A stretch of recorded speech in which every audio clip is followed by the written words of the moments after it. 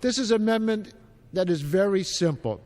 It will prohibit the administration from using the funds in this bill to award new contracts to any company that has overcharged the government by $100 million or more in Iraq. This is just common sense. No company that squanders over $100 million of taxpayers' money should be rewarded with new contracts. If the administration won't protect the taxpayer against waste, fraud, and abuse, the Congress must act. For the sake of the taxpayers and the troops, I urge support for this amendment, and I reserve the balance of my time. This could have very far-reaching effect, not only on future contracts, but on existing contracts. And I would hate to see the flow, the logistical flow of supplies to our troops in the field interrupted because of this amendment. Frankly, I was tempted to accept the amendment, but having thought about it, we just really haven't had time to know exactly what the effect is going to be. Will the gentleman yield? Of course I would. Well, I want to assure you that we were very careful in drafting this amendment. It is prospective. It would not affect the funding of existing contracts for troop support. They'll continue untouched.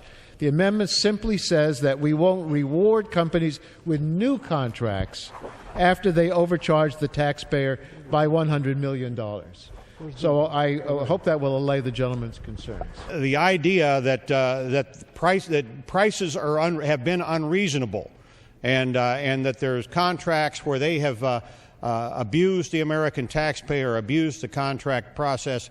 Let's take that under the regular order. And if that's true, let's hold people accountable. Let's hold the corporation accountable. But the idea that we single out a group of people, which is thousands and thousands of Americans who support our fighting personnel, and basically paralyze that operation is unreasonable. The gentlelady is recognized for 2 minutes. I thank the gentleman for yielding, and I rise in support of the Waxman-Dingell amendment, which is about waste, fraud, and abuse. That's it. And this is the full extent of the amendment, 8 lines, very simple. All it says is that none of the funds appropriated or made available by this act shall be obligated or expended by the Secretary of the Army to any contractor if the Defense Contract Audit Agency has determined that more than $100 million of the contractor's costs for contracts involving work in Iraq under one or more Army contracts were unreasonable. So we set up a process to get rid of waste, fraud, and abuse. How long does it take to figure that out? I can't imagine that anybody in this body wants to fund waste, fraud, and abuse, particularly in excess of $100 million. That's what this is about. Like I said, it sounds like a good idea, but we just got to be sure we do not want to interrupt the logistical flow of whatever our troops need to carry out their mission. And there's a major mission underway in Iraq as we speak, Operation Swarmer, near Samarra, that is the biggest operation since the war started. We can't afford to upset an ongoing operation like that. We've got to support our troops, and if a policy change like this has a negative effect, that's just not good, and it's not good for our troops. So I would hope we would oppose this amendment.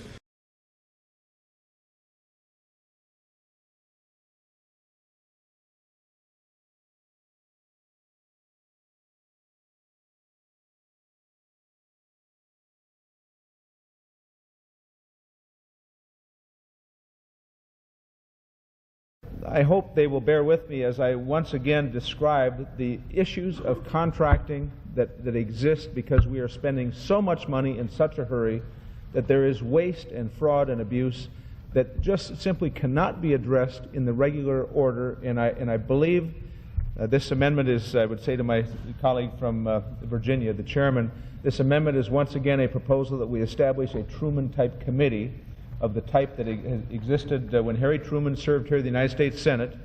It was a Democratic Senate then, with a Democrat in the White House, and Harry Truman, I'm sure, caused some real angst at the White House by saying, I think there needs to be a special committee established, a bipartisan committee, to take a look at waste and fraud and abuse in military contracting.